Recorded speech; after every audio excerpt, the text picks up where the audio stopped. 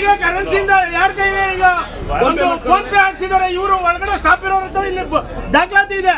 ಇವರು 5:15 ಹೋಗಿ ಕಾರ್ ಹತ್ರ ಇಸ್ಕೊಂಡು ತಗೊಂಡಿರೋ ಫೋಟೋ ಸಮೇತ ಇದೆ. ಆಮೇಲೆ ಈ ಗ್ರಾಮ ಪಂಚಾಯತಿಯಲ್ಲಿ ಡೀಸೆಲ್ ಆಗ್ಲಿ ಮತ್ತೊಂದಾಗ್ಲಿ ಇಂಡೆಂಟ್ ಕೊಟ್ಟಾಗ ಇವ್ರ ಕಾರ್ಗೆ ಫುಲ್ ಟ್ಯಾಂಕ್ ಮಾಡಿಸಿರೋ ಫೋಟೋ ಸಮೇತ ನಮ್ಮ ಹತ್ರ ಇದೆ.